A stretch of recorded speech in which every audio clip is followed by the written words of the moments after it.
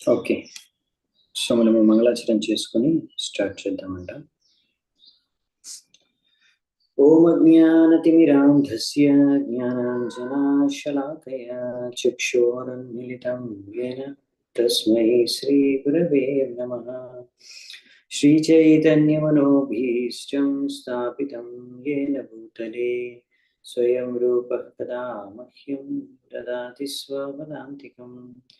వందేహం శ్రీగురూన్ శ్రీయుతాపదకమలం శ్రీగురుం వైష్ణవాంశ శ్రీరూపం సాగ్రజాతం సహగణ రఘునాథాన్వితాం తం సజీవం సాద్వైతం సావధూతం పరిజనసహితం కృష్ణ చైతన్యదేవం శ్రీరాధా కృష్ణ పాదాన్ సహగణ లలితా శ్రీ విశాఖాన్వితాంశ్చ.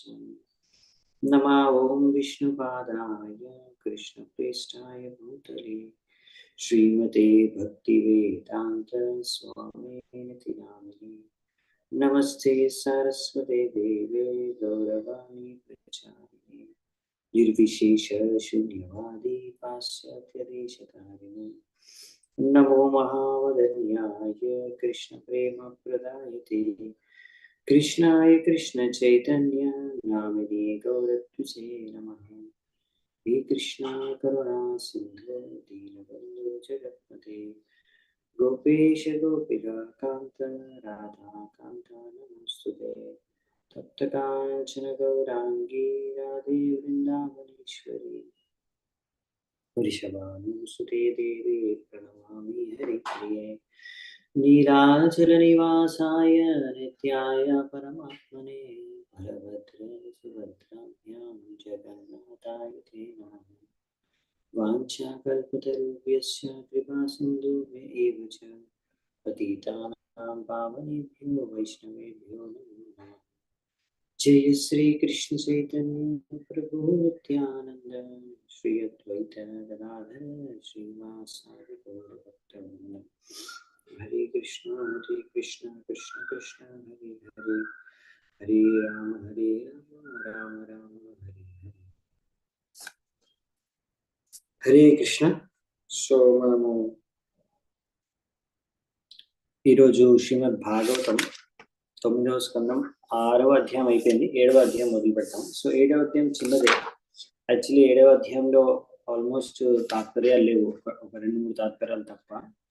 సో అక్కడ మనం రోజుగా చర్చించుకుంటాం. కాకపోతే చాలా చిన్న చాప్టర్ ఉన్నాయి, 26 శ్లోకాలు. కానీ చాలా మటుకు ఇందులో ఉండే పేర్లే. అంటే మాంధాత, రాజు మాంధాత యొక్క స్టోరీ మనం చూసాం. వాళ్ళ యొక్క 50 మంది కుమార్తెల్ని శోభనుని వివాహం చేసుకుంటాడు. తర్వాత ఆయన మళ్ళీ ఎలా పతనం అయిపోయి మళ్ళీ తర్వాత భక్తి చేసుకుని భగవద్ధామానికి తిరిగి రాలేకపోతాడు. అది చూసుకున్నాం మనం నిన్న.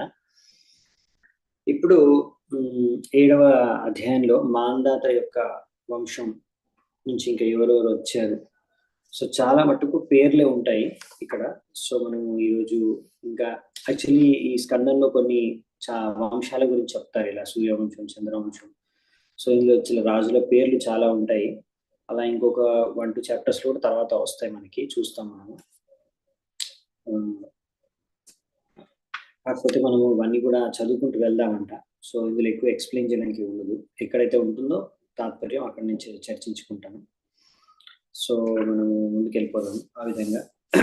కాకపోతే శ్రీమద్ భాగవతం ఏంటంటే విశేషం ఏంటంటే, మా శ్లోకాలు చదివినా ఉచ్చరించినా విన్నా కానీ మనకు భాగవతం యొక్క శ్రవణం యొక్క లాభం కలుగుతుంది. సో మనం ఏమి ఇలా అనుకోవడానికి వీల్లేదు, అదే బోరింగ్గా ఉంది అని. మనకు బోరింగ్గా ఉన్నా ఎలా ఉన్నా సరే, ఔషధం ఎలా ఉన్నా సరే, చేదుగా ఉన్నా తీయగా ఉన్నా కానీ మనకి ఔషధం అనేది పనిచేస్తుంది, మన యొక్క రోగాన్ని నయం చేస్తుంది. అలాగే భాగవతం కూడా ఒకసారి కొంచెం బోరింగ్గా ఉండొచ్చు, లేకపోతే అప్పుడప్పుడు చాలా ఇంట్రెస్టింగ్గా ఉండొచ్చు. ఎలా ఉన్నా సరే మనం వింటే కనుక తప్పకుండా శ్రద్ధతో మనకు అది పనిచేస్తుంది, మన భవరోగాన్ని నయం చేస్తుంది. సో అందుకనే మనము మొదలు పెడదామంట మొదటి శ్లోకం నుంచి. సో 9వ స్కందం 7వ అధ్యాయం మొదటి శ్లోకం. శుకదేవ గోస్వామి పరీక్షితుడికి చెప్తున్నాడు. శ్రీ శుక ఉవాచ మాందాతుః పుత్ర ప్రవరో యోంభరీష ప్రకీర్తితః పితామహేన ప్రవృతో యౌవనాశ్వస్తు తత్సుతః హారితస్తస్య పుత్రోऽభూన్ మాంధాత్ర ప్రవరా ఇమే. సో ఇక్కడ శుకదేవ గోస్వామి ఏం చెప్తారంటే, మాంధాత యొక్క పుత్రుల్లో అందరికన్నా చాలా ఫేమస్ వచ్చేసి ఎక్కువగా అంబరీష. ఈ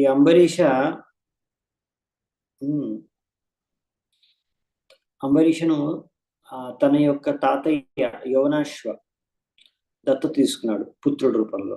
ఆ విధంగా సో అంబరీష యొక్క పుత్రుడు పేరు కూడా యవనాశ్వ. ఇంకా యవనాశ్వ యొక్క పుత్రుడి పేరు వచ్చేసి హారీత.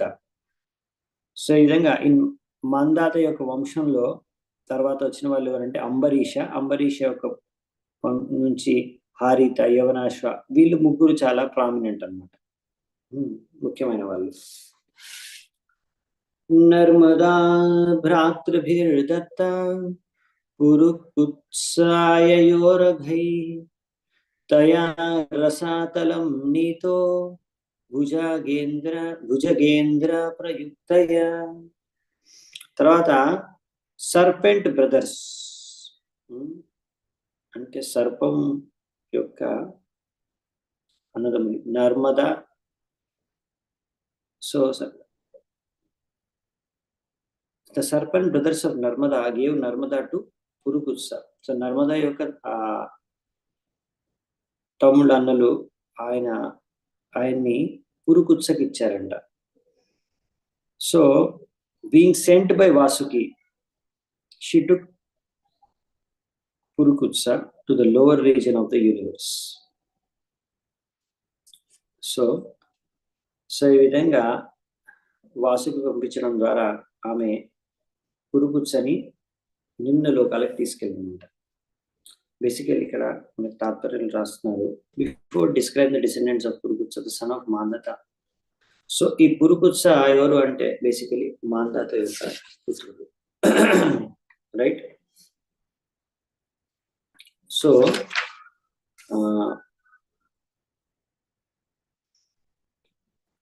శుకదేవ గోస్వామి అందుకే ముందు ఈ విషయాన్ని చెప్తున్నారు. ఎందుకంటే ఈ వంశం ముందు ఎలా వెళ్ళిందంటే, ఇప్పుడు పురుకుత్స ఈ విధంగా నర్మదాతో వివాహం జరిగింది.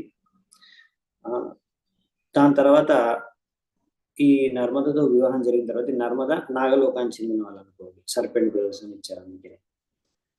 సో ఇప్పుడు అలా వివాహం జరిగిన తర్వాత ఆమె కింద నాగలోకాన్ని తీసుకెళ్ళిపోయింది అనుకోండి ఆయన్ని, పురుకుత్సని. సో ఇప్పుడు నెక్స్ట్ ఏంటంటే వీళ్ళు వంశం ముందుకు వెళ్తుంది. యాక్చువల్లీ ఇవన్నీ చాలా ఇంపార్టెంట్ వంశాలు, ఎందుకంటే ఇందులో మనకి ఇప్పుడు నెక్స్ట్ భగవంతుడు రామచంద్రుడు వస్తాడు, సూర్యవంశం. తర్వాత మనం చంద్రవంశం గురించి కూడా ఇలాగే చర్చించుకుంటాం. ఇందులో అయితే శ్రీకృష్ణుడు స్వయంగా భగవంతుడు అవతరిస్తాడు. సో మెయిన్గా ఇప్పుడు కొన్ని అధ్యాయాల తర్వాతే భగవంతుడు రామచంద్రుడు యొక్క అవతారం వస్తుంది. దాని తర్వాత చంద్రవంశం స్టార్ట్ అవుతుంది. లాస్ట్కి కృష్ణుడు కూడా అవతరిస్తాడు ఆ వంశంలో అని. ఆ పాయింట్ వరకు వచ్చే వరకు ఈ 9th క్యాంటో ఫినిష్ అవుతుంది. 10th క్యాంటో మొత్తం 10వ స్కందం అంతా కూడా శ్రీకృష్ణుడి యొక్క జననం నుంచి తీసుకొని అన్ని రకాల లీలల యొక్క వర్ణన ఉంటుంది అనమాట. 11th క్యాంటో వరకు అది కంటిన్యూ అవుతుంది. మళ్ళీ భగవంతుడు భగవంతామని తిరిగి వెళ్ళేది 11th క్యాంటోలో. ఇంకా 12వ స్కందంలో కలియుగం యొక్క లక్షణాలు అవన్నీ చెప్తారు. సో ఇంకా తర్వాత ఏం జరుగుతుంది, కలియుగం వస్తుంది కదా, ద్వాపరయుగం తర్వాత, వాటి అన్నిటి గురించి 12వ స్కందంలో ఉంటుంది. సో ఈ విధంగా సో ఎన్నో రాజుల పేర్లు వస్తాయి ఇక్కడ మనం చూస్తాము. ఈ సూర్యవంశంలో ఎవరెవరు వస్తారు, ఎలా సూర్యవంశం అంతరించిపోతుంది, అది మళ్ళీ ఎలా నెక్స్ట్ యుగంలో మొదలవుతుంది, అన్ని విషయాలు ఇక్కడ చెప్తారు ఈ స్కందంలో. అలాగే చంద్రవంశం ఎక్కడి నుంచి మొదలవుతుంది, అందులో ఎవరెవరు వచ్చారు, అది ఎలా ముగుస్తుంది, లాస్ట్ అన్ని కూడా చెప్తారనమాట. సో ఇక్కడ నెక్స్ట్ అందుకనే వీళ్ళు రాజుల పేర్లు ఇచ్చారు, ఈ వంశం గురించి మనకు వర్ణించారు ఇక్కడ. ఎందుకంటే ఇక్కడ భగవంతుడు స్వయం ఇప్పుడు రాముడు, కృష్ణుడు ఈ వంశాల్లో వచ్చారు కాబట్టి. సో అందుకనే చాలా మందికి ఈ వంశాలు ఎన్ని పేర్లు ఇచ్చారు ఎందుకంటే యాక్చువల్లీ ఏంటంటే వీళ్ళ గురించి ఇంపార్టెంట్ వాళ్ళ గురించి కొద్ది చెప్పారు. చాలా మట్టుకు చాలా సార్లకి చాలా మంది అంటూ ఉంటారు ఇలా రాముడు కృష్ణుడు వీళ్ళందరూ కల్పితమైన పాత్రలు, అసలు వాళ్ళు ఎవరు లేరు అని కూడా కొంతమంది నమ్మరు. వాళ్ళు నిజంగా రాముడు లేకపోతే ఇలా కృష్ణుడు ఉన్నారా, వీళ్ళు సూర్యవంశం ఏంటి, సూర్యుడి నుంచి వంశంలో ఎలా పుట్టారు, ఇలాంటి చాలా డౌట్స్ ఉంటాయి. కాబట్టి మొత్తం వంశంలో ఒక్కొక్క రాజు పేర్లు సహా వంశం మొత్తం లిస్ట్ అంతా ఇచ్చారు. సో దట్ ఇంకా డౌట్లు కూడా ఉండవు ఎవరికి. ఇంకా వాళ్ళ అందులో చాలా విషయాలు, అందుకే భాగవతం చదివితే ఏంటంటే మీకు ఆ ఫేత్ కూడా పెరుగుతుంది, నమ్మకం కూడా పెరుగుతుంది, శ్రద్ధ కూడా పెరుగుతుంది భగవంతుడి పైన. ఓకే, సో నెక్స్ట్ 3వ నంబర్ శ్లోకం. గంధర్వానవధూత్ తత్ర వధ్యాన్ వై విష్ణు శక్తి దృక్ నాగాల్లబ్ధవర సర్పాత్ అభయం స్మరతామిదం. ఇప్పుడు ఆయన కింది లోకాలు తీసుకెళ్ళిపోయారు కదా, అంటే పురుకుత్స్ అని ఆమె భార్య నర్మద. సో అలా రసాతలంలోకి వెళ్ళిపోయారు అనమాట. అలా రసాతలంలోకి వెళ్ళిపోయిన తర్వాత అక్కడ పురుకుత్స ఆయన వాసుకి చెప్పడంతోనే ఆమె కిందికి తీసుకొని వెళ్తుంది. రైట్. సో పురుకుత్స వచ్చేసి అప్పుడు ఆయనకి అక్కడ విష్ణువు ద్వారా ఎంతో శక్తి లభిస్తుందంట పురుకుత్సకి. సో ఈ పురుకుత్సకి ఎంత శక్తి లభిస్తుందంటే దాని ద్వారా ఆయన గంధర్వులందరినీ కూడా చంపేంత శక్తివంతుడు అయిపోతాడంట. ఏ గంధర్వులైతే చంపవలసి ఉందో అలాంటి గంధర్వులను కూడా చంపేయగలగారు, అంత శక్తి ఆయనకు లభిస్తుందంట. ఈ విధంగా పురుకుత్స అక్కడ ఉన్న సర్పాల నుంచి ఎన్నో రకాల ఆశీర్వాదాలు పొంది ఎలాంటి ఆశీర్వాదాలు పొందుతాడంటే చాలా శక్తివంతుడు అవుతాడు. సో ఈ విషయం ఎవరైతే వింటారో, ఇప్పుడు మీరు అందరూ వింటున్నారు కదా, అలా ఎవరైతే ఈ విషయాన్ని వింటారో ఇలా పురుకుత్సను నర్మద ఇలా కింది లోకాలకి రసాతలంకి తీసుకెళ్లి అక్కడ నుంచి ఇలా విష్ణువు ఇంకా మిగతా సర్పాల ద్వారా ఎన్నో ఆశీర్వాదాలు శక్తి పొంది,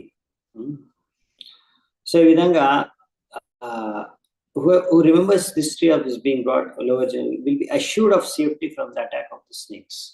సో ఇప్పుడు మీరు అందరూ విన్నారు కదా, దీనివల్ల లాభం ఏంటి, ఎందుకు ఇవన్నీ మనకు వినడం అంటే అలా కొన్ని లాభాలు కూడా ఉంటాయి. చెప్పాను కదా, ఇక్కడ మామూలుగా అయితే మనకు వచ్చేది మెయిన్ లాభం ఇక్కడ భక్తి కోసం, మనము భగవంతుడి చింతనను అర్థమై ఉండడం కోసం, మనం భగవంతుడి గురించి ఇంకా తెలుసుకుంటాం. భగవంతుడు ఏ వంశంలో వచ్చారు, ఆ వంశంలో ఎవరెవరు వచ్చారు, అలా తెలుసుకోవడం కోసం మనం వింటున్నాం, వినాలి భాగవతం.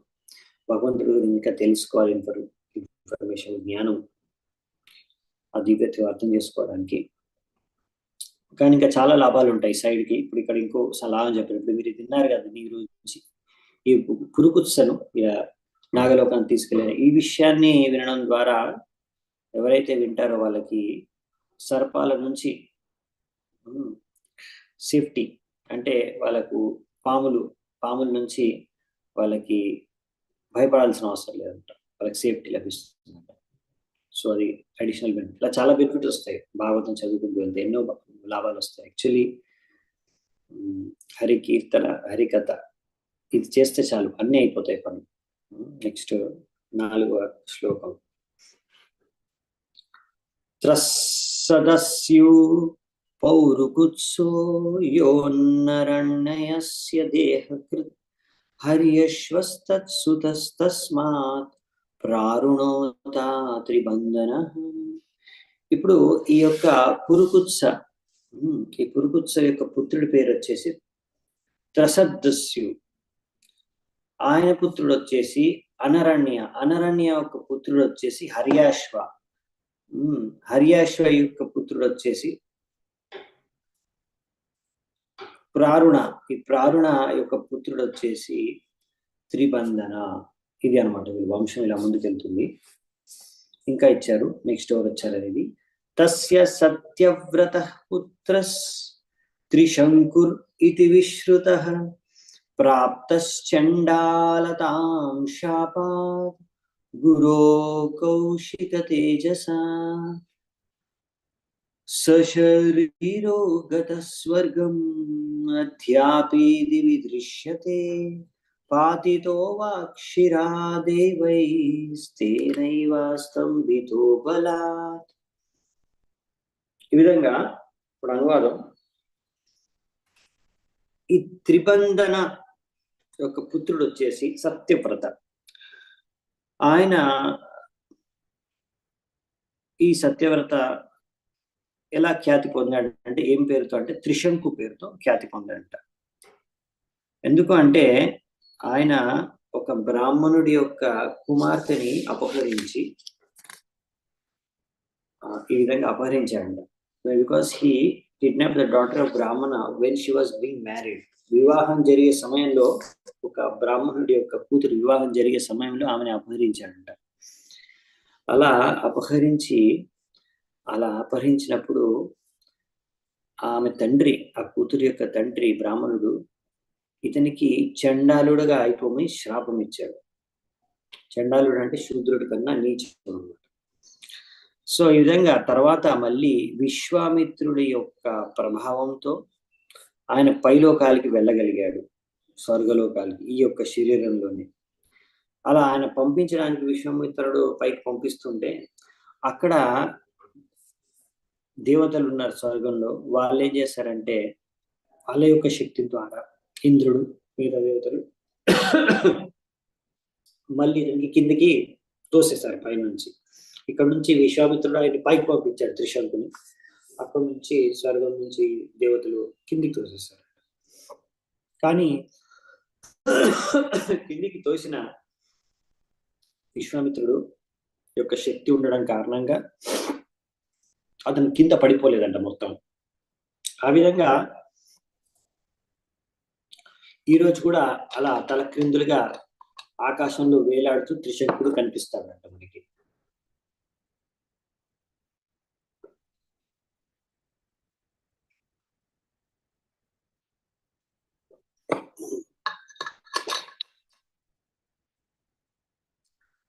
సో ఈ త్రిశంకుడి యొక్క స్టోరీ చాలా ఫేమస్ అనుకుంటా, రైట్? చాలా మందికి తెలుసు అనుకుంటాను. ఈ త్రిశంకుడు ఈ సూర్యవంశంలోనే వచ్చాడు, ఒక రాజు, రామచంద్రుడి కన్నా ముందే. సో దీన్ని త్రిశంక స్వర్గం కూడా అంటారు. ఆయన కోసం విశ్వామిత్రుడు త్రిశంక స్వర్గాన్ని కూడా నిర్మించాడు. సో ఈ విధంగా దీని గురించి స్టోరీస్ చాలా పురాణాల్లో ఇచ్చారు, రామాయణంలో కూడా దీని గురించి డీటెయిల్గా ఇచ్చారు. కొంచెం వేరియేషన్స్ ఉంటాయి మీరు విన్నదానికి, లేకపోతే దీని మీరు సినిమాలు సీరియల్లో చూసుండొచ్చు త్రిశంకుడి గురించి స్టోరీస్లో. కాకపోతే ఇక్కడ కొంచెం వేరియేషన్ ఉండొచ్చు లైట్గా డీటెయిల్స్లో. సో ఆ త్రిశంకుడి గురించి ఇక్కడ చెప్పారనమాట. సో నెక్స్ట్ 7వ నంబర్ శ్లోకం. త్రైశంకవో హరిశ్చంద్రో విశ్వామిత్రవశిష్టయోః యన్నిమిత్తం అభూద్యుద్ధం పక్షిణోర్బహువార్షికం. ఈ త్రిశంకు యొక్క పుత్రుడి పేరు వచ్చేసి హరిశ్చంద్ర. ఈ హరిశ్చంద్రుడి కారణంగా విశ్వామిత్ర ఇంకా వశిష్ఠుల మధ్యలో ఒక రకమైన మాటల యుద్ధం జరిగిందనమాట. ఆ విధంగా వాళ్ళిద్దరు కూడా ఎన్నో సంవత్సరాలు గొడవపడ్డారంట. అలా పక్షుల రూపాన్ని ధరించి కొట్టుకున్నారంట, గొడవపడ్డారంట. సో అది ఏం జరిగిందనేది తాత్పర్యంలో మనకి ప్రభుపాద గారు రాస్తున్నారు. ఈ విశ్వామిత్ర ఇంకా వశిష్ఠులు ఇద్దరి మధ్యలో వైరం, వాళ్ళిద్దరు బాగా దెబ్బలాడుతున్నారు, కొట్టుకున్నారు, తిట్టుకున్నారు, శపించుకున్నారు, అవన్నీ జరిగాయి అనమాట. అసలు ఎందుకు జరిగిందంటే ఇప్పుడు విశ్వామిత్రుడు మామూలుగా అయితే పుట్టుకతో ఆయన క్షత్రియుడుగా పుట్టాడు, క్షత్రియుడులా ఆయనకి తర్వాత కాకపోతే ఆయన బ్రాహ్మణుడు అవ్వాలనుకున్నాడు. అలా ఎన్నో కఠోర తపస్సులు చేసి బ్రాహ్మణుడిగా అవ్వడానికి ఎంతో ప్రయత్నించాడు. కానీ వశిష్ఠులు స్వీకరించేది కాదనమాట. ఈయన బ్రహ్మ అంటే. ఇప్పుడు ఏమైందంటే మీకు తెలిసే ఉంటుంది, అది స్టోరీ ఉంది. ఒకసారి విశ్వామిత్రుడు అలా అప్పుడు రాజుగా ఉన్నప్పుడు అలా వశిష్ఠుల ఆశ్రమం దగ్గరికి వచ్చినప్పుడు ఆయనకి కొంచెం ఆకలి దాహం వేస్తే అప్పుడు ఆయన సేనతో పాటు వస్తాడు. అప్పుడు వశిష్ఠులు ఆయనకి అతిథి సత్కారం చేసి చాలా మంచిగా అంతా భోజనం తినిపిస్తారు, ఎంతో రుచికరమైన వంటకాలు పంపిస్తారు. ఎంతో మంచి అతిథి సత్కారం చేస్తారు. అప్పుడు విశ్వామిత్రుడు ఆశ్చర్యపోతాడు. అదేంటి, ఇతను ఆశ్రమంలో ఉండే ఒక బ్రాహ్మణుడు, ఈ యొక్క వశిష్ఠ ముని, ఆయన ఇంత మంచి అతిథి సత్కారం మాకు ఎలా చేయగలిగారు? ఇంత రుచికరమైన భోజనం నాకు ఎలా పెట్టగలిగారు? మా రాజ్ మహల్‌లో గూడా నాకు ఇంత మంచి భోజనం, ఇంత రుచికరమైన భోజనం నాకు దొరకదే అని అడిగితే తెలుస్తుంది ఆయన దగ్గర ఒక ఆవు ఉందనేసి. సురభి, కామధేను ఆవు ఉందనేసి. అప్పుడు ఆవు కోసం కొట్టుకుంటారు ఫస్ట్. అంటే ఒక విధంగా చెప్పాలంటే విశ్వామిత్రుడు బలవంతంగా తీసుకెళ్ళిపోవాలనుకుంటాడు. కానీ ఆవు వెళ్ళొద్దనుకుంటుంది. పోదలుచుకోదు. ఆమె విశ్వామిత్రుడి దగ్గరికి పోవడానికి ఇష్టపడదు. ఇంకా వశిష్ఠుడి దగ్గరే ఉండాలనుకుంటుంది. అప్పుడు వశిష్ఠుడిని అలా అడిగితే వశిష్ఠుడు అంటాడు, మరి నువ్వు ఇక్కడ ఉండాలనుకుంటే నిన్ను నువ్వే రక్షించుకో. ఎందుకంటే రాజు తీసుకోవాలనుకుంటున్నాడు, నేను ఆపలేను.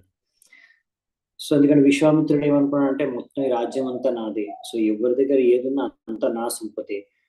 ఏదైనా మంచిది ఎక్కడున్నా నా దగ్గరే ఉండాలి అని ఆయన అలా బలవంతంగా తీసుకెళ్ళిపోదాం అనుకున్నాడు ఆవుని. కానీ ఆవు ఏంటంటే సాధారణమైన ఆవు కాదు. సో ఆవు నుంచే ఇవంతా రుచికరమైన వంటలు వచ్చాయని తెలుసుకొని తీసుకెళ్ళిపోదాం అనుకున్నాడు.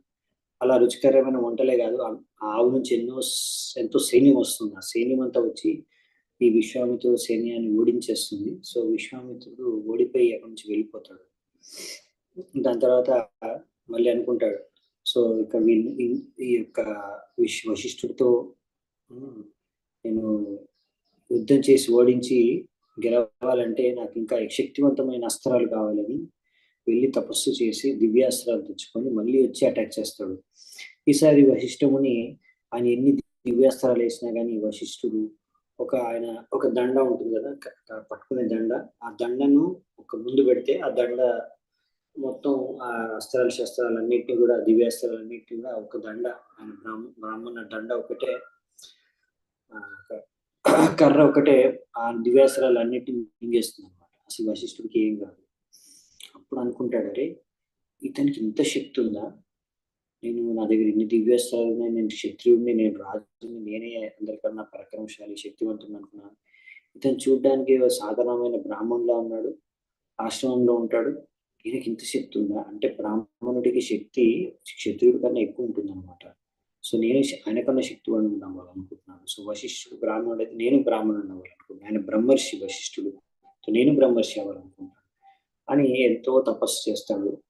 అది మీకు తెలిసే ఉంటుంది, విశ్వామిత్రుడు తపస్సు చేయడం. సో మధ్య మధ్యలో అప్సరస్సులు వస్తాడు, దాని ద్వారా పతనం అయిపోతాడు. అప్పుడు దాని తర్వాత మళ్ళీ తిరిగి తపస్సు చేస్తాడు. సో ఫైనల్గా చాలా తపస్సు చేసి ఒకసారి క్రోధానికి, ఒకసారి కామానికి, ఒకసారి అలా లొంగిపోతాడు. కానీ ఫైనల్గా మళ్ళీ ఎంతో దృఢ సంకల్పంతో మళ్ళీ తపస్సు చేస్తాడు. ఫైనల్గా సక్సెస్ఫుల్ అయ్యి చివరకు బ్రహ్మర్షిగా మారుతాడు. దాని మధ్యలో ఇది ఒకటి జరుగుతుంది అనమాట. అలా మళ్ళీ తపస్సు చేసి ఎంతో ఒకసారి అలా రంభ, ఇంకోసారి Menaka, right, first time Menaka వచ్చినప్పుడు ఆమెతోని కలిసి కామానికి లోనైపోయి ఆమెతోని ఒక పుత్రి సంతానం కూడా కలుగుతుంది. సో దాని తర్వాత శకుంతల పోతుంది. అలా దాని తర్వాత ఆ స్టోరీ కూడా వస్తుంది ఇక్కడ, తర్వాత ఎప్పుడు వస్తుంది చూస్తాము. శకుంతల దుష్యంతుడిది ఈ స్కందంలోనే వస్తుంది. అలాగే దాని తర్వాత మళ్ళీ రమ్మతో కోపం వచ్చి ఆమెను కాల్ చేస్తాడు. అంటే ఆ విధంగా కోపం తెచ్చుకొని తను మళ్ళీ ఆ కోపం కారణంగా తపస్సు అంతా భంగం అయిపోతుంది, కోపించుకొని. తర్వాత ఇంకోసారి మళ్ళీ ఎంతో తపస్సు చేసి మళ్ళీ శక్తి సంపాదించుకుంటాడు. అది ఇక్కడ మళ్ళీ ఉపయోగిస్తాడు అనమాట. ఈ త్రిశంకుడు బాగా ఇంటెలిజెంట్ అనమాట. అలా వశిష్ఠుడి దగ్గరికి వెళ్తే వశిష్ఠుడు ఆయనకు సహాయం చేయకపోతే, కులగురు వశిష్ఠుడు ఈ సూర్యవంశానికి, ఆయన ఏం చేస్తాడంటే, సరే వశిష్ఠుడికి సమానంగా శక్తివంతుడైన వాళ్ళు, ఆయనకి శత్రువు అయిన వాళ్ళు ఎవరున్నారు తెలుసుకొని కావాలని విశ్వామిత్రుడి దగ్గరికి వెళ్ళి, ఇలా నాకు చాలా సమస్య ఉంది, ఇలాంటి నాకు కోరిక ఉంది, స్వర్గానికి వెళ్ళాలని, ఆయన పంపించట్లేదు వశిష్ఠుడు అని అడిగితే, అందుకనే ఇప్పుడు వశిష్ఠుడు పంపించకపోతే నేను పోలేకపోతున్నాను, మరి ఎలా మీరు నాకు సహాయం చేయగలరా అంటే, అలా ఆయన అనేసి, సరే వశిష్ఠుడు నిన్ను చేయకపోతే నేను చేస్తాను, నిన్ను స్వర్గానికి నేను పంపిస్తాను. అలా పోటీగా, వశిష్ఠుడికి పోటీగా ఇక్కడ విశ్వామిత్రుడు ఈయన స్వర్గానికి పంపించడానికి ప్రయత్నిస్తాడు. కాకపోతే త్రిశంకుడికి ఏంటంటే స్వర్గానికి వెళ్ళడానికి అర్హత లేదు. అలా బలవంతంగా ఎవరైనా పంపిస్తే అలా స్వర్గానికి ఎవరైనా వెళ్ళిపోలేరు. స్వర్గానికి వెళ్ళాలంటే ఒక యోగ్యత కావాలి.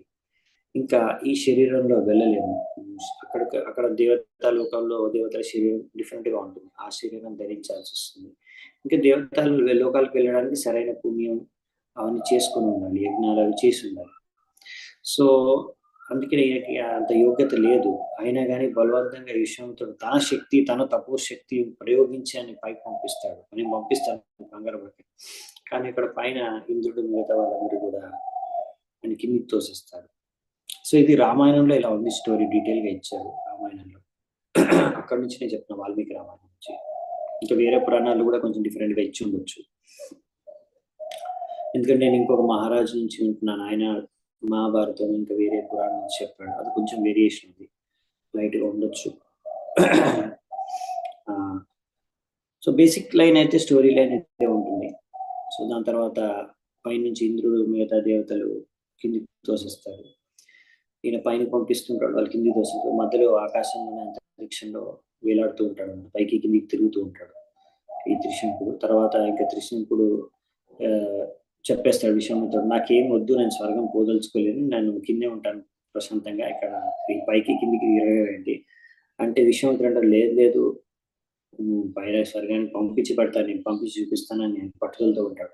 సో ఫైనల్గా త్రిశంకుడు అలా వేలాడుతూనే ఉంటాడు. తర్వాత ఆయన కోసం సరే ఈ ఇంద్రుడు ఎలవ్ చేయట్లేదు కదా, నీకోసం నేను ఇంకొక సపరేట్ స్వర్గాన్ని సృష్టిస్తానని త్రిశంకు స్వర్గాన్ని సృష్టించి ఆయన అక్కడ ఉంచితే, అది సృష్టించడానికి అయితే శక్తి సరిపోతుంది విశ్వామిత్రుడికి, కానీ దాన్ని బ్యాలెన్స్ చేయలేకపోతాడు. దాన్ని సృష్టిస్తే సరిపోదు కదా. సృష్టించిన తర్వాత ఇప్పుడు ఈ జగత్తు సృష్టించిన తర్వాత కూడా ఈ గ్రహాలు ఇవన్నీ, సూర్యుడు, చంద్రుడు, నక్షత్రాలు, ఇవన్నీ గ్రహాలన్నీ కూడా సరిగ్గా తిరగాలి అంటే కూడా దానికి కూడా శక్తి అవసరం అనమాట. మనం ఏదైనా సరే సృష్టి, పాలన, ఫస్ట్ క్రియేషన్ ఉంటుంది, తర్వాత మెయింటెనెన్స్. మనం సృష్టించడానికి కష్టం కరెక్టే, కానీ దాన్ని మెయింటైన్ కూడా చేయడానికి కూడా కొంచెం కష్టపడాల్సి వస్తుంది అనమాట. కొంచెం ఏంటి, అది కూడా కంటిన్యూస్ కష్టం. సృష్టించడానికి ఒక్కసారే కష్టపడాలి, మెయింటైన్ చేయడానికి చాలా సమయం, అది ఉన్నంత కాలం మెయింటైన్ చేయాల్సింది. దానికి మెయింటెనెన్స్ కూడా కష్టం, ఖర్చు ఉంటుంది అన్నమాట. ఇప్పుడు పిల్లల్ని కనడానికి కొంచెం కష్టపడాల్సి వస్తుంది. పిల్లల్ని కన్న తర్వాత పెంచడానికి చాలా కష్టం అవుతుంది. జీవితాంతం చాలా సమయం ఇవ్వాల్సి వస్తుంది. సో సృష్టించడానికి ఎంత సమయం పడుతుందో అలాగే దాన్ని పాలన చేయడానికి, దాన్ని మెయింటైన్ చేయడానికి కూడా చాలా కష్టము, ఖర్చు అని ఉంటుందన్నమాట. సో ఇప్పుడు ఈయన తపోశక్తి ద్వారా విశ్వామిత్రుడు ఏదైనా సరే, అంటే ఒక సంతానం అనే కాదు, ఏదైనా మీరు సృష్టించి మీరు ఒక స్కూల్ పట్టినా కానీ, మీరు ఒక బిజినెస్ ఎస్టాబ్లిష్ చేసినా కానీ, దాన్ని ఎస్టాబ్లిష్ చేయడానికి ఒక సమయం పడుతుంది. మందిరం కట్టడానికి ఒక కష్టం ఉంటుంది, కానీ కట్టిన తర్వాత మెయింటెనెన్స్ కూడా చాలా కష్టం ఉంటుంది. అది ఎవరికి అర్థం కాదు. చాలా మందికి మెయింటెనెన్స్ కష్టం అర్థం కాదు అన్ని విషయాల్లో. కానీ మీరు బిజినెస్ కానివ్వండి, సంతానమే కానీ ఏదైనా అన్నారనుకోండి, ఏదైనా మొదలు పెట్టారనుకోండి, స్టార్టింగ్ లో కష్టపడాల్సి వస్తుంది మొదలు చేయడానికి. దాని తర్వాత మెయింటెనెన్స్ కూడా చాలా కష్టం ఉంటుంది, చాలా కష్టపడాల్సి వస్తుంది. సో దానికి కూడా కావాల్సిన శక్తి ఉండాలన్నమాట. ఇప్పుడు విశ్వామిత్రుడికి ఆ శక్తి లేదనమాట, అయిపోయింది. ఆ తపస్సు శక్తి అంతా అయిపోయింది. ఆ తపస్సు శక్తి అయిపోయిన తర్వాత ఇంకా ఏం చేయాలో అర్థం కాదు. అది ఆర్డర్‌లో ఉంచలేకపోతాడు. అది త్రిశంకు స్వర్గాన్ని సృష్టించాడు కానీ అది దాన్ని బ్యాలెన్స్ చేయలేకపోతాడు. ఔట్ ఆఫ్ బ్యాలెన్స్ అయ్యి అది బ్రహ్మాండంలో విధ్వంసాన్ని సృష్టించే సమయం వచ్చేస్తుంది. ఇంకా విశ్వామిత్రుడు దాన్ని కంట్రోల్ చేయలేకపోతాడు. ఆయన సృష్టించిన గ్రహాన్ని ఆయనే కంట్రోల్ చేయలేకపోతాడు. అప్పుడు ఇంక ఏం చేయాలో తోచక అప్పుడు భగవంతుడు విష్ణువుని ప్రార్థించుకుంటాడు. మళ్ళీ భగవంతుడు విష్ణువు వచ్చి దాన్ని సెట్ చేస్తాడన్నమాట ఆయన శక్తితో. ఎందుకంటే మొత్తం ప్రపంచాన్ని పాలిస్తున్నాడు విష్ణు. ఆయనకు ఒక గ్రహాన్ని మెయింటైన్ చేయడం పెద్ద విశేషం కాదు. సో ఈ విధంగా విష్ణువుకి శరణాగతుడు అయిపోతాడు ఫైనల్ విశ్వామిత్రుడు. సో అలా త్రిశంకుడి కేసులో అలా జరుగుతుందన్నమాట. అలా ఈయనకి పోటీగా, వశిష్ఠుడికి పోటీగా ఫైనల్ గా విశ్వామిత్రుడు ఎంతో తపస్సు చేసి వశిష్ఠుడు కూడా ఫైనల్గా ఒప్పేసుకుంటాడు. విశ్వామిత్రుడు ఇంకా బ్రహ్మర్షి అయిపోయాడు ఒక టైంలో. సో ఎనీవే రామచంద్రుడు ఇంకా తర్వాత వస్తాడు. ఇవన్నీ రామచంద్రుడు వచ్చే ముందు ఇవన్నీ జరిగినాయి అనమాట. చూడండి ఇప్పుడు ఇక్కడ ఎందుకు నేను చెప్తున్నా అంటే మీకు ఇది చాలా ఇంపార్టెంట్. భాగవతం చదివిన తర్వాత మెచ్యూరిటీ అనేది రావాలి మనలో. మెచ్యూరిటీ అంటే పరిపక్వత సాధించాలి. ఆలోచన విధానంలో కూడా పరిపక్వత రావాలన్నమాట భాగవతం విన్న తర్వాత. అందుకనే భాగవతం వినాలి. ఇంకా మనము 20-30 సంవత్సరాల క్రితం లేకపోతే భక్తిలో రాకముందు, భక్తిలో కొత్తగా ఉన్నప్పుడు ఎలా ఆలోచించే వాళ్ళము, అలాగే ఇప్పుడు కూడా మనం ఆలోచిస్తే పరిపక్వత సాధించకపోతే ఇంకా ఇంత భాగవతం విని అంత లాభం కలిగిన వాళ్ళకి కాదు. అందుకే భాగవతం వింటే మీకు అర్థం, కన్ఫ్యూజ్ అవ్వకూడదు, భయపడకూడదు, టెన్షన్ పడకూడదు. అరే ఏంటి ఇలా జరిగింది, ఇలా కూడా జరుగుతుందా, వశిష్ఠులు విశ్వామిత్రులు కొట్టుకోవడం ఏంటి, వాళ్ళిద్దరు ఇంత పెద్ద మునులు, ఎంత పెద్ద ఋషులు, వాళ్ళు ఎలా కొట్టుకుంటారు, వాళ్ళకి అంత తెలుసు కదా, వాళ్ళకి అంత పండితులు కదా, వాళ్ళకి అంత జ్ఞానం ఉంది కదా, వాళ్ళు ఎలా కొట్టుకుంటారు, వాళ్ళు బ్రాహ్మణులు కదా, వాళ్ళ గురువులు కదా. సో అందుకనే అర్థం చేసుకోవాలి. ఇక్కడ మన ప్రభుపాదులు అనిపిస్తున్నారు దానికి తాత్పర్యంలో. వశిష్ఠులు విశ్వామిత్రులు అలా బద్ధ శత్రువులు అనమాట ముందు నుంచి. ఇలా స్టార్ట్ అయింది అలా గొడవ ఇద్దరికి. సో అలా పెరుగుతూ వెళ్ళిపోయింది. సో ముఖ్యంగా ఇక్కడ అదే చెప్తారనమాట. ఇప్పుడు ఫైనల్ గా విశ్వామిత్రుడు అలా ఎన్నోసార్లు ప్రయత్నించాడు, ఆయనకి సమానంగా నేను బ్రహ్మర్షి అవ్వాలి అనేసి. విశ్వామిత్రుడు ఎన్ని ప్రయత్నాలు చేసినా ఇప్పుడు వశిష్ఠుడు లేదు ఇంకా అవ్వలేదు అని ఒప్పుకునేవాడు కాదు. ఫైనల్ ఒప్పుకుంటాడు అనుకోండి ఒక సమయం తర్వాత. సో ఈ విధంగా వాళ్ళిద్దరి మధ్యలో ముందు మాత్రం మధ్యలో చాలా ఇలా భేదాలు వచ్చాయన్నమాట. సో అది ఎందుకు ఒప్పుకుంటాడంటే వశిష్ఠుడు ఫైనల్ గా accept because of Vishwamitra's quality of forgiveness. విశ్వామిత్రుడు ఈ యొక్క క్షమాగుణం చూసి ఫైనల్ గా వశిష్ఠుడు ఒప్పుకుంటాడు. ఆయన కూడా బ్రహ్మర్షి అయిపోయాడు, బ్రాహ్మణుడు అయిపోయాడు. అంటే బ్రాహ్మణుల్లో కూడా ఋషుల్లో కూడా చాలా హైయెస్ట్ స్టేజ్ అనమాట బ్రహ్మర్షి. అందుకే ఈ సప్తర్షి కదా వశిష్ఠుడు, వీళ్ళందరూ కూడా ఆ సప్తర్షులు. ఎనీవేస్, సో ఇప్పుడు ఇలా త్రిశంకుడు కోసం కూడా ఒకసారి, అంటే అప్పుడు డైరెక్ట్ గా కొట్టుకోలేదు, విశ్వామిత్రుడు పోటీగా ఆయనకి త్రిశంకుడు పైకి పంపించడానికి వశిష్ఠుడు పోటీగా చేశాడు. కానీ త్రిశంకుడు యొక్క పుత్రుడే హరిశ్చంద్రుడు. హరిశ్చంద్రుడు పేరు కూడా వినే ఉంటారు మీరు, ఆయన స్టోరీ కూడా చాలా ఫేమస్. సో కొంచెం వేరియేషన్స్ ఉంటాయి అందులో కూడా. ఎనీవే ఇక్కడ ఇప్పుడు మనకి ఆ పాయింట్ వస్తుంది ఇప్పుడు, ఎందుకంటే నెక్స్ట్ హరిశ్చంద్రుడే. ఇక్కడ ఎక్కువ ఉండదండి భాగవతంలో, హరిశ్చంద్రుడిని చాలా తక్కువనే చెప్పారు. కానీ వేరే పురాణాల్లో, మహాభారతంలో, వేరే పురాణాల్లో ఎక్కువగా డీటెయిల్గా చెప్పారు. సో అది డీటెయిల్గా మనం మళ్ళీ ఇప్పుడు చర్చించుకుందాం. ఓకే, కానీ ఇప్పుడు జస్ట్ ఇక్కడ ఉన్నది మాత్రం చర్చించుకుందాం. పాయింట్ ఇక్కడ ఒక ఇంపార్టెంట్ పాయింట్ ప్రభుపాదులు తాత్పర్యం వేస్తున్నారు. యాక్చువల్లీ ఇది ఒకటే తాత్పర్యం ఉంది ఇక్కడ సరిగ్గా అంటే ఈ అధ్యాయంలో, అందుకే ఇక్కడే టైం స్పెండ్ చేస్తున్నారు. ఇంపార్టెంట్ పాయింట్ ఇక్కడ ఉంది. సో ఒకసారి ఇలా హరిశ్చంద్రుడు ఒక యజ్ఞం చేశాడు, దానికి విశ్వామిత్రుడే ఆ యజ్ఞానికి మెయిన్ పురోహితుడు అనమాట. సో అప్పుడు కానీ విశ్వామిత్రుడు ఏంటంటే హరిశ్చంద్రుడి పట్ల కోపం వచ్చింది. దానికి కోపం వచ్చేసి ఏం చేశారంటే ఆ యజ్ఞం తర్వాత ఆ దక్షిణ రూపంలో అంతా ఆయన దగ్గర ఉన్న సంపత్తి అంతా తీసేసుకున్నాడు. చెప్పాడు, ఇదే నా దక్షిణ, నీ దగ్గర ఉన్నదంతా నా దక్షిణ ఇచ్చేసేయాలి. సో ఆ విధంగా మొత్తం తీసేసుకున్నాడు. అప్పుడు ఇది వశిష్ఠుడికి నచ్చలేదు. వశిష్ఠుడు కులగురువు కదా వీళ్ళ వంశానికి.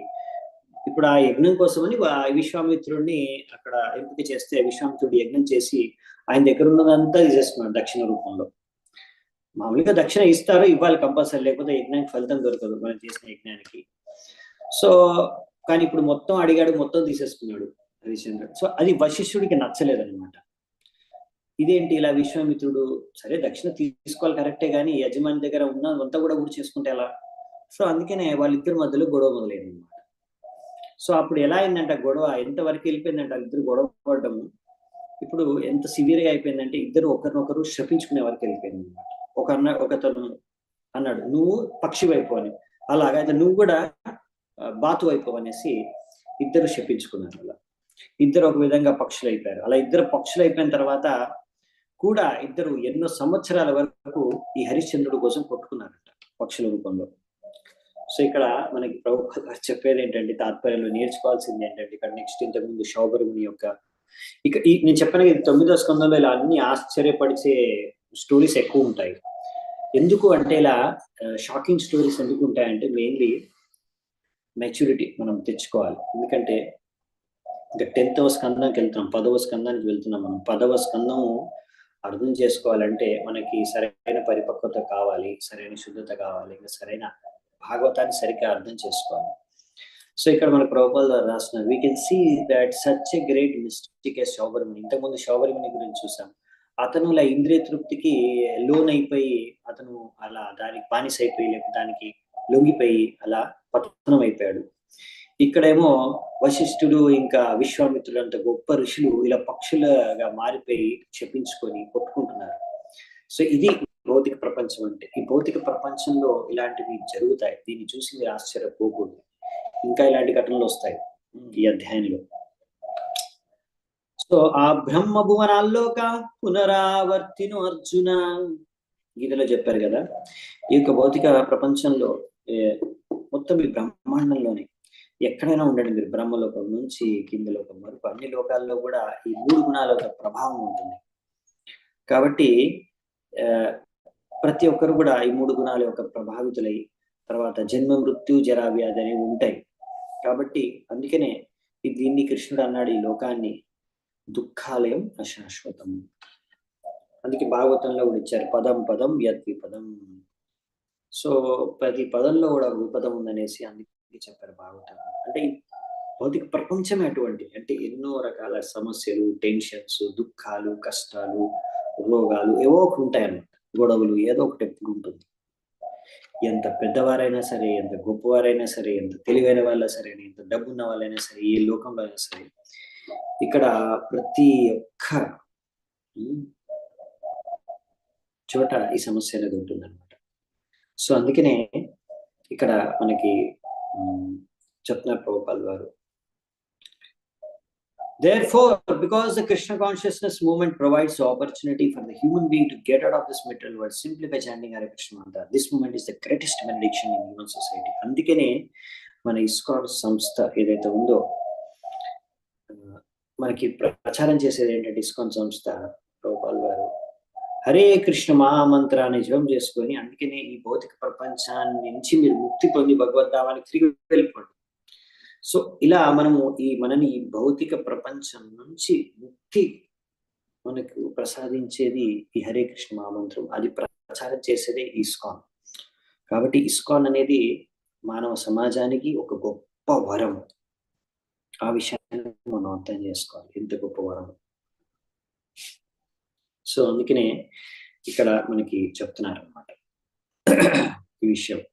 సో ఇలాంటివన్నీ భౌతిక ప్రపంచంలో సహజం, నార్మల్ ఉండడం. ఎలాగైతే మీరు చూస్తారో డబ్బున్న వాళ్ళ ఇంట్లో కూడా గొడవలు ఉంటాయి, డబ్బున్న వాళ్ళ ఇంట్లో కూడా కష్టాలు ఉంటాయి, డబ్బున్న వాళ్ళ ఇంట్లో కూడా సమస్యలు ఉంటాయి. అదేదో పేదవాళ్ళలో ఇంట్లలోనే కాదు, అలాగే ఈ లోకంలోనే కాదు, స్వర్గలోకంలో కూడా ఇలా ఎంత గొప్పవారైన వాళ్ళు కూడా శౌబరిముని, వశిష్ఠముని, ఇక్కడ విశ్వామిత్రుడు, వీళ్ళందరి జీవితాల్లో కూడా మీరు చూడొచ్చు. వాళ్ళు కూడా ఏవో తప్పులు చేస్తున్నారు, ఒక్కొక్కసారి గొడవలు పడుతున్నారు, ఒక్కొక్కసారి సమస్యలకు కష్టాలకు లోనవుతున్నారు, ఇలా వ్యవహరిస్తున్నారు, ఒక్కొక్కసారి శపించుకుంటున్నారు. ఇలాంటివన్నీ జరుగుతుంటాయి. భౌతిక ప్రపంచమే ఇలాంటివి. సో నెక్స్ట్ ఈ 3 గుణాల ప్రభావంతో ఎవరైనా ఇలా వ్యవహరించవచ్చు అనమాట. సో అందుకనే ఇక్కడ నుంచి మనము బయటపడడానికి ప్రయత్నించాలన్నమాట, భగవద్ధామం తిరిగి వెళ్ళడానికి ప్రయత్నించాలి. అందుకనే సో నెక్స్ట్ వచ్చేసి ఇక్కడ మనకి 8వ శ్లోకం. సోనపత్యో విషన్నాత్మా నారదస్యోపదేశతః వరుణం శరణం యాతః పుత్రో మే జాయతాం ప్రభో. హరిశ్చంద్రుడికి ముందు ఎవరు పుత్ర సంతానం కలగలేదు, కాబట్టి ఆయన ఎంతో దుఃఖంలో మునిగిపోయాడంట. అప్పుడు ఒకసారి నారదముని యొక్క సూచన మేరకు ఆయన వరుణదేవుని ఆశ్రయించాడు, ఆయన శరణు కోరాడు. అప్పుడు ఆయనకు అన్నాడు, హే ప్రభు, నాకు ఒక పుత్ర సంతానం కూడా లేడు, మీరు దయచేసి ఒక పుత్రుని నాకు ఇవ్వండి అని. యది వీరో మహారాజా తేనైవా త్వాం యాజతే తతేతి వరుణేనాస్య పుత్రో జాతస్తు రోహితః. సో అప్పుడు ఇక్కడ శుకదేవ గోస్వామి అంటాడు, ఓ పరీక్షిత, అప్పుడు ఏమైందంటే హరిశ్చంద్రుడు అలా అడుక్కున్నప్పుడు వరుణ దేవుణ్ణి నాకు ఒక పుత్ర సంతానంని ప్రసాదించండి అని అప్పుడు ఆయన ఇలా అన్నాడు అనమాట వరుణ్ దేవుడితో హరిశ్చంద్రుడు, ఒకవేళ ఏ ప్రభు మీ ద్వారా నాకు ఒక పుత్ర సంతానం కలిగితే ఆ ఒక పుత్రుడి ద్వారా నేను మీకోసం మీ సంతుష్టి కోసం ఒక యజ్ఞాన్ని చేస్తాను అని. సో ఎప్పుడైతే హరిశ్చంద్రుడు అలా అన్నాడో, ఓకే నీకు పుత్ర సంతానం కలిగితే ఆ పుత్రుడితో కలిసి నాకు యజ్ఞం చేస్తావా, సరే అనేసి మరి ఆయనకి ఆ వరం ఇచ్చాడంట. సో హరిశ్చంద్రుడికి ఒక పుత్రుడు కలిగాడు, ఆయన పేరు వచ్చేసి రోహిత. హరిశ్చంద్రుడి యొక్క పుత్రుడు కలగడం ఆయన పేరు వచ్చేసి రోహిత. ఇప్పుడు ఇక్కడ నుంచి కంటిన్యూ చేస్తాం మనం. జాత సుతో హ్యనయనాంగ మాం యజస్వేతి సోబ్రవీ యదా పశుర్నిర్దశస్య అతం మేధ్యోపవేది. సో ఇక్కడ 10వ శ్లోకంలో ఏం చెప్తున్నారంటే, దాని తర్వాత ఆ పిల్లవాడు ఎప్పుడైతే పుట్టాడో అప్పుడు వరుణ్ దేవుడు హరిశ్చంద్రుడి దగ్గరికి వచ్చి అన్నాడు, ఓకే ఇప్పుడు నీకు పుత్ర సంతానం కలిగింది కదా, నువ్వు ముందు ఒక మాట ఇచ్చావు కదా, పుత్రుడు పుట్టగానే నేను నీకోసం యజ్ఞం చేస్తానని ఆ పుత్రుడితో. సో ఇప్పుడు సరే నువ్వు యజ్ఞం చెయ్యి, ఆ యజ్ఞంలో నాకు ఈ పుత్ర సంతానానికి ఏదైతే కలిగిందో ఆ యజ్ఞంలో నాకు అర్పించు. అప్పుడు దానికి సమాధానంగా హరిశ్చంద్రుడు అన్నాడు, ఇప్పుడు బలి ఇవ్వాలన్నమాట, అర్థం అవుతుందా? పుత్రుని యజ్ఞంలో బలి ఇవ్వమని అడుగుతున్నాడు వరుణ్ దేవుడు. అప్పుడు హరిశ్చంద్రుడు ఏం చేస్తాడంటే అప్పుడు ఏమన్నాడంటే, చూడండి ఒక 10 రోజులు అయితే after 10 days have been passed since animal birth animal becomes with. ఒక పశువు కూడా బలి ఇవ్వాలంటే మనము ఒక 10 రోజులైనా పుట్టిన తర్వాత ఆగితే ఆ 10 రోజుల తర్వాత ఆ పశువు బలి ఇవ్వడానికి అర్హత పొందుతుంది అని అంటాడు. సరేలే ఇప్పుడు 10 రోజుల వరకు వెయిట్ చేయాలా, ఓకే ఇప్పుడే పుట్టాడు కదా పుత్రుడు నీకు, సరే అనేసి 10 రోజుల వరకు ఆగుతాడు అనమాట. నిర్దశే చ స ఆగత్య యజస్వేత్యాహ సోభ్రవీ దంతా పశోర్యచ్చాయేరన్ అతమేధ్యో భవేదితి. సో అప్పుడు ఇలా 10 రోజులు అవ్వగానే మళ్ళీ వరుణ్ దేవుడు వస్తాడు. మళ్ళీ వచ్చేసి హరిశ్చంద్రుడిని అడుగుతాడు, ఓకే ఇప్పుడు యజ్ఞం చేయి మరి. అప్పుడు హరిశ్చంద్రుడు అంటాడు, ఎప్పుడైతే ఒక పశువుకి పళ్ళు వస్తాయో, అంటే కొంచెం పెరిగినాక పళ్ళు వస్తాయి, కొంచెం పెద్దగా అయితే కదా పళ్ళు వచ్చేది, పళ్ళు అంటే పుట్టగానే 10 రోజులకి రావు, కొంచెం టైం పడుతుంది. అప్పుడు పళ్ళు వచ్చిన తర్వాత అది శుద్ధం అవుతుంది, అంటే యజ్ఞంకి బలి ఇవ్వడానికి. అంటే ఇంకొన్ని రోజులు అంటే దాన్ని పోస్ట్ పోన్ చేస్తున్నాడు అనమాట యజ్ఞాన్ని హరిశ్చంద్రుడు. దంతా జాత యజస్వేతి సప్రత్యాహాత సోబ్రవీత్ యదా పతంత్యస్య దంతా మేధ్యోపవేదితి.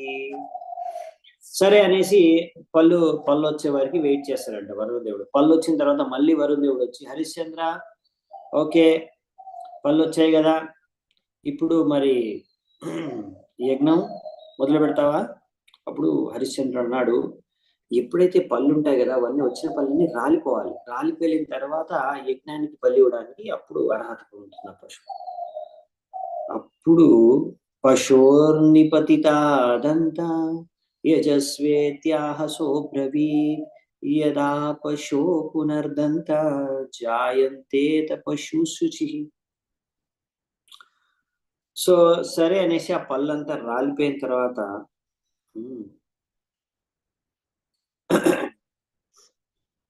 అంటే ఫస్ట్ ఉంటుంది కదా, ఫస్ట్ పళ్ళు వస్తాయి, పళ్ళు వచ్చిన తర్వాత అవి రాలిపోతాయి కదా, ఫస్ట్ పళ్ళు అవి రాలిపోయిన తర్వాత మళ్ళీ వరుణ్ దేవుడు వచ్చి మళ్ళీ అడిగాడంట, ఓకే ఇప్పుడు పళ్ళు మళ్ళీ వచ్చిన పళ్ళు పడిపోయాయి కదా, ఇప్పుడు మరి యజ్ఞం చేయాలి. అప్పుడు మళ్ళీ హరిశ్చంద్ర అన్నాడు, ఇప్పుడు పళ్ళు పడిపోయి కానీ మళ్ళీ వస్తాయి కదా, సెకండ్ టైం వస్తాయి కదా పళ్ళు, అప్పుడు ఆ పళ్ళు వచ్చినప్పుడు అప్పుడు అసలు శుద్ధమవుతుంది ఆ జీవి బలివ్వడానికి, ఆ పశువు శుద్ధమవుతుంది. సో పునర్జాత యజస్వేతి సప్రత్యాహాత సోబ్రవీత్ సాన్నాహికో యదా రాజన్యోత పశు శుచి. అప్పుడు మళ్ళీ సరే అనేసి మళ్ళీ పళ్ళు వచ్చిన తర్వాత వరుణ్ దేవుడు మళ్ళీ వచ్చాడు, హరిశ్చంద్రుడికి వచ్చాడు. సో ఇప్పుడు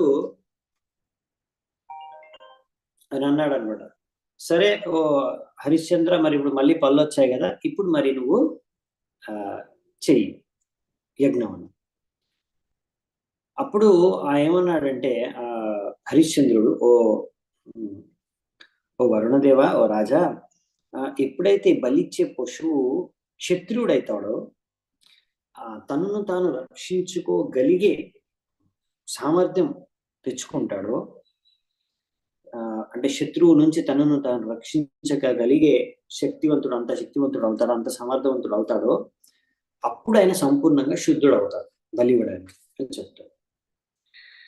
ఇప్పుడు అంతా ఏంటంటే, ఇప్పుడు ఆయన ఎవరికైనా పుత్రుడి పట్ల, వాళ్ళ సంతానం పట్ల ప్రేమ అనురాగం ఉంటుంది. సో ఆ యొక్క ఆసక్తి కారణంగా అతను ఎవరైనా అలా బలి ఇవ్వడానికి ఇష్టపడరు. కాబట్టి హరిశ్చంద్రుడు ఏదో ఒక కారణం చెప్పాలా పోస్ట్ పోన్ చేస్తూ వస్తున్నాడు అన్నమాట వరుణ్ దేవుడిని. ఇప్పుడు అలా ఇంకా చాలా అయిపోయింది అన్నమాట, టూ మచ్ అయిపోయింది వరుణ్ దేవుడికి. ఇతి పుత్రానురాగేణ స్నేహయంత్రిత చేతస కాలం వంచయతా తం తం ముక్తో దేవస్తమైక్షత. సో ఇక్కడ హరిశ్చంద్రుడు అంటే తన పుత్రుడు పట్ల ఎంతో ఆసక్తి ఉంది సహజంగా.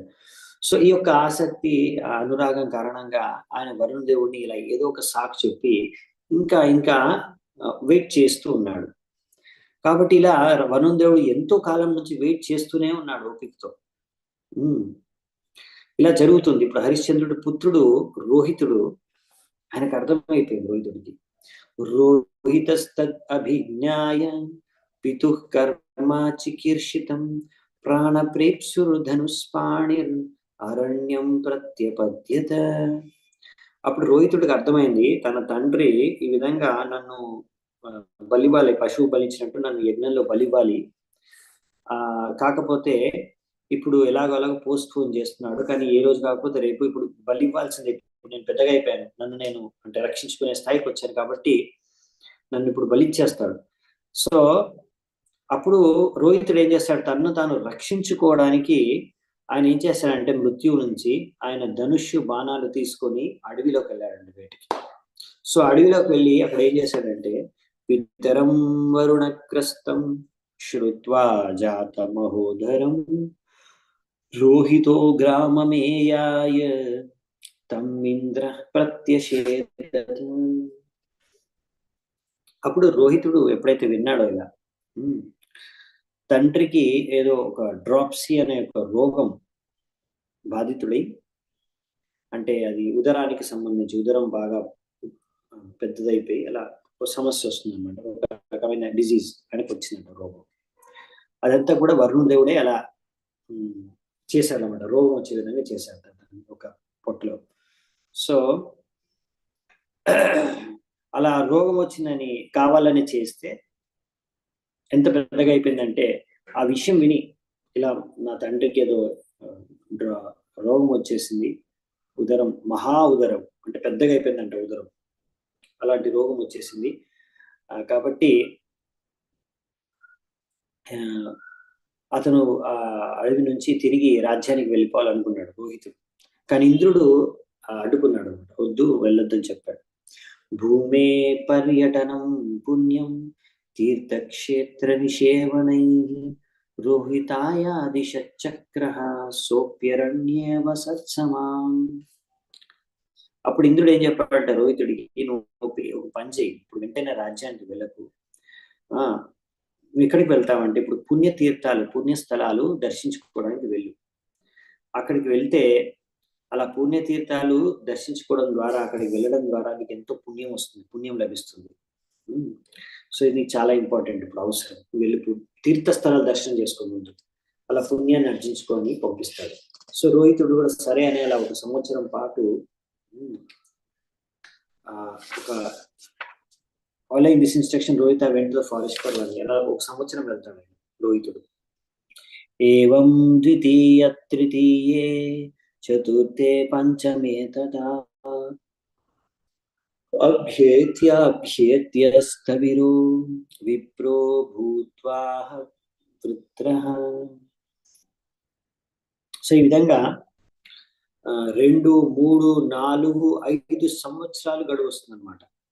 ఇలా 5 సంవత్సరాలు ఆయన ప్రయాణం చేసి అన్ని తీర్థస్థలం తర్వాత ఫైనల్ గా రోహితుడు రాజ్యానికి తిరిగి వచ్చాడు. ఎప్పుడైతే రాజ్యానికి తిరిగి రావాలనుకుంటున్నాడు అప్పుడు ఇంద్రుడు ఆయన దగ్గరికి వచ్చి ఒక ఓల్డ్ బ్రాహ్మణ అంటే ఒక ముసలి బ్రాహ్మణుడి రూపంలో వచ్చాడు. ఇంకా నేను 5 ఏళ్ళు తిరిగాను, ఇప్పుడు తిరిగి వెళ్దాం రాజ్యాన్ని అనుకునే సమయంలో ఆయన దగ్గరికి ఇంద్రుడు ఒక ముసలి బ్రాహ్మణుడి రూపంలో వచ్చేసి అప్పుడు కూడా ఆయన్ని అడ్డుకుంటాడు. వద్దు, వెళ్ళొద్దు ఇప్పుడు రాజ్యానికి, తీర్థస్థలాల దర్శనానికి వెళ్ళు. మళ్ళీ అదే చెప్తాడు అనమాట ముందు చెప్పినట్టుగా. కాకపోతే ఇప్పుడు ఏం జరుగుతుందంటే చూడండి 20వ నంబర్ శ్లోకం. షష్టం సంవత్సరం తత్ర చర్వితా రోహితః పురీం ఉపవ్రజన్ అజీకర్త అక్రీణాన్ మధ్యమం సుతం శునశేపం పశుం పిత్రే ప్రదాయ సమవందత. సో అందుకని 6వ సంవత్సరం ఏం చేస్తాడంటే ఇలా అడవిలో తిరిగిన తర్వాత రోహితుడు తన యొక్క రాజధాని, తండ్రి యొక్క రాజధానికి తిరిగి వచ్చేస్తాడు. ఆయన చేస్తాడంటే అప్పుడు ఆయన ఈ పర్చేస్ ఫ్రమ్ అజీకర్త అనే ఒక వ్యక్తి నుంచి ఆయన యొక్క 2వ పుత్రుడైన శునశేపను కొనుక్కుంటాడంట, కొనుక్కొని తీసుకొస్తాడంట. ఆ విధంగా దెన్ ఈ శునశేపను తీసుకొచ్చి హరిశ్చంద్రుడికి ఇస్తాడంట. ఈ అంటే బలి పశువుగా ఇప్పుడు నన్ను మీరు ఇవ్వాలనుకున్నారు కదా, నాకు బదులుగా ఇతన్ని బలి పశువుగా మీరు వాడుకోవచ్చు యజ్ఞంలో, మీకు ఎందుకంటే ఒక కావాలి కదా వ్యక్తి. సో ఈ విధంగా హరిశ్చంద్రుడికి ఒక శునశేపను కొనుక్కొని వచ్చి ఆయనకి ఇచ్చేస్తాడు, తన తండ్రికి ఇచ్చేసి ఆయన ప్రణామాలు అర్పిస్తాడు. సో ఇక్కడ నుంచి తాత్పర్యంలో ప్రభుపాదులు ఒక వాక్యం చెప్తాను ఇక్కడ. అంటే ఆ రోజుల్లో కూడా ఇలా అంటే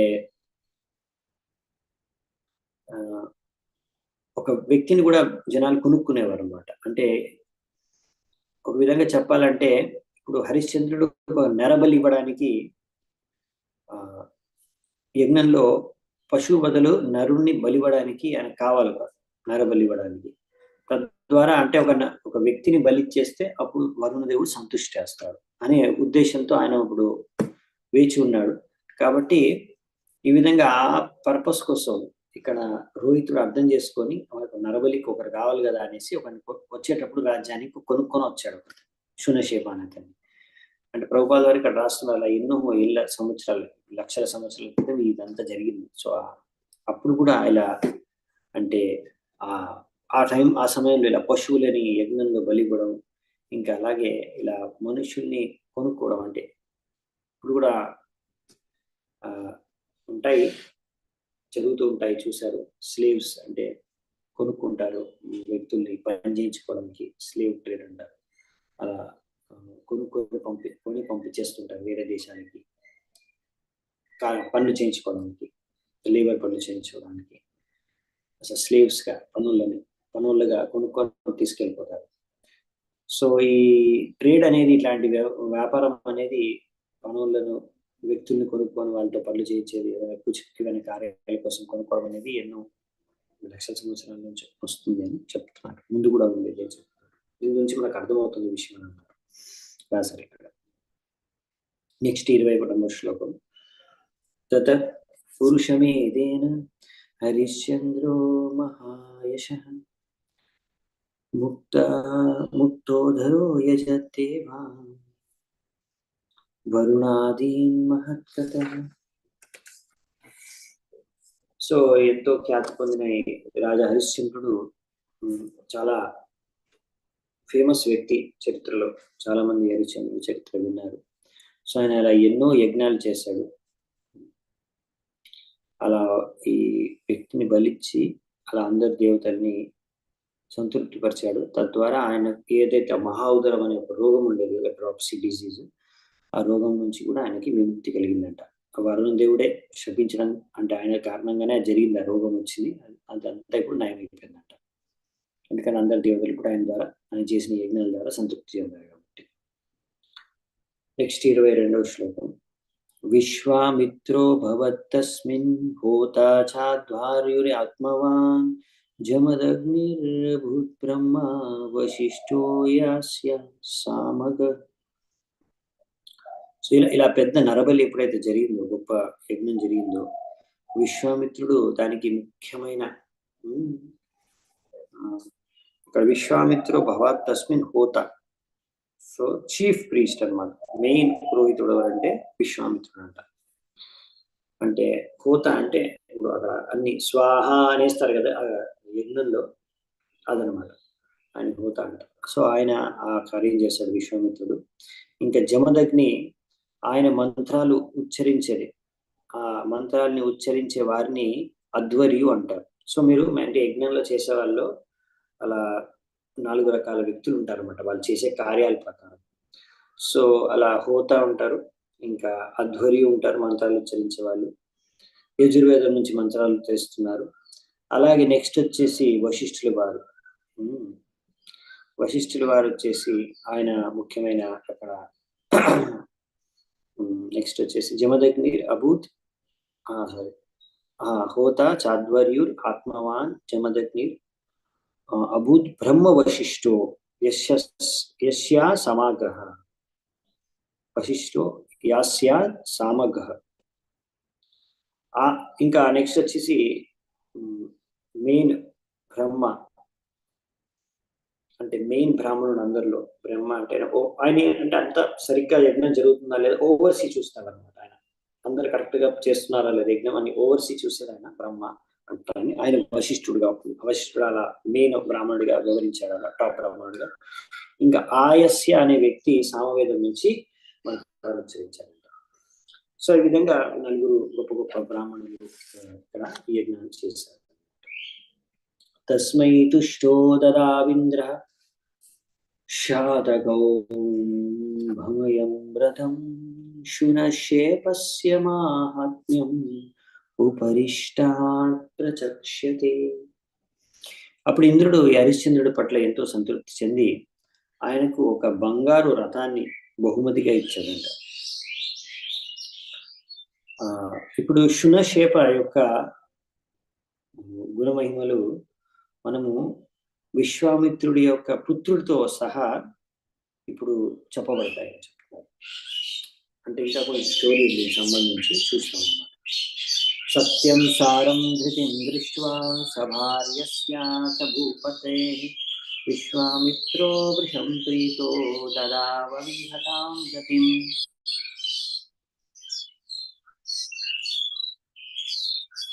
సో ఈ విధంగా ఇక్కడ పక్షులు వచ్చాయన్నమాట విండో దగ్గర, అందుకే కొంచెం సౌండ్ వస్తుంది బ్యాక్గ్రౌండ్. సో నెక్స్ట్ ఇక్కడ ఏంటంటే విశ్వామిత్రుడు ఒక గొప్ప ఋషి.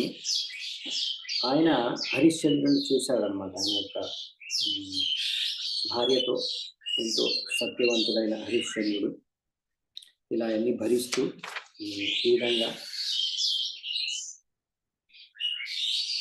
ఆయన ఇంత చక్కగా ఆయన పాటిస్తూ అన్ని చూసి విశ్వామిత్రుడు ఆయనకి ఇలా ఎప్పుడు నశించుకొని జ్ఞానాన్ని వరంగా ఇచ్చాడంట. ఈ జ్ఞానం ద్వారా అయితే మనిషి జీవితం యొక్క లక్ష్యాన్ని వ్యక్తి సాధించవచ్చు.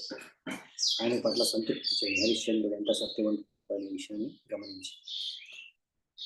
సో అందుకే ఇక్కడ హరిశ్చంద్రుడి గురించి మొత్తం డీటెయిల్గా స్టోరీ లేదు యాక్చువల్లీ, ఇక్కడ ఓన్లీ సంక్షిప్తంగా ఇచ్చారు. కానీ వేరే పురాణాలు ఎక్కువగా ఇచ్చారు. అది మనం తర్వాత మళ్ళీ మనం రామాయణం అది ఎప్పుడు చేసేసుకున్నప్పుడు అక్కడ చూద్దామంట.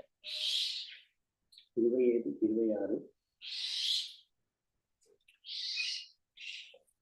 మన పృథివ్యాం తామభిస్ తేజసాపో నిలేన తత్ కే వాయుం ధారయంస్తచ్చ భూతాదౌ తం మహాత్మని తస్మిన్ జ్ఞానకలాం ధ్యాత్వా తయ జ్ఞానం విరీర్దితాన్ హిత్వాదాం స్వేన భావేన నిర్వాణ సుఖ సంవిదాం అనిర్దేశ్య ప్రతర్క్యేన తస్థో విధి వస్తబంధనః. మహారాజ్ హరిశ్చంద్రుడు ఫస్ట్ తన మనస్సుని శుద్ధపరుచుకున్నాడు. ఎప్పుడైతే ముందు ఇలా ఇప్పుడు అండ్ ఫైనల్ స్టేజ్ చెప్తున్నారు. ఈ మామూలుగా మనసులో ఎన్నో కోరికలు ఉంటాయి, భౌతికంగా భోగించాలని కోరికలు. ఫస్ట్ దాన్ని శుద్ధపరచుకున్నాడు. శుద్ధపరిచి దాన్ని మట్టిలో కలిపేస్తాడు. తర్వాత ఆ మట్టిని నీటిలో కలిపేస్తాడు. తర్వాత నీటిని గాలిని ఆకాశంలో కలిపేస్తాడు.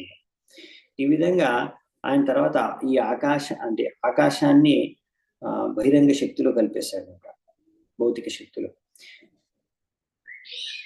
ఆ భౌతిక శక్తిని ఆధ్యాత్మిక జ్ఞానంలో కలిపేస్తాడండి. ఈ విధంగా ఆధ్యాత్మిక జ్ఞానం ఏంటి అంటే నేను భగవంతుడి యొక్క అంశాన్ని అనే విషయాన్ని గ్రహించడం.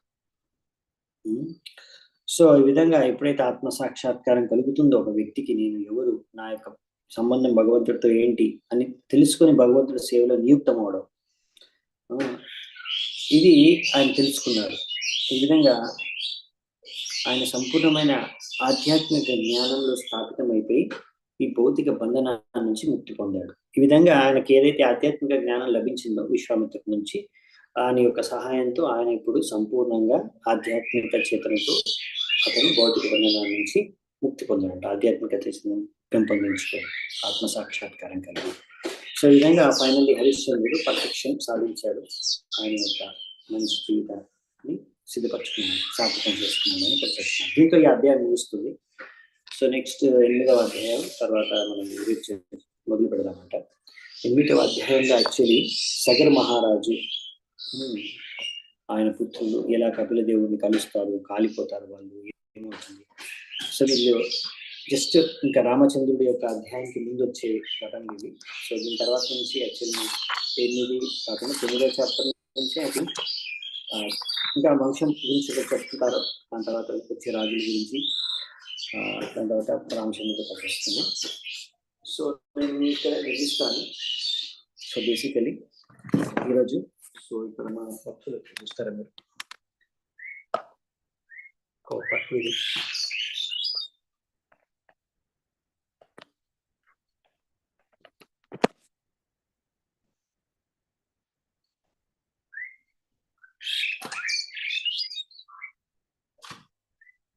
సో ఎనీవే, సో ఇక్కడే నేను ముగిస్తాను ఈరోజు story Bhagavatam. Thank you very much. ఉంటాను. నేను ఇక్కడ సెలవు తీసుకుంటాను. శ్రీల ప్రభుపాదికి శ్రీమద్ భాగవతంకి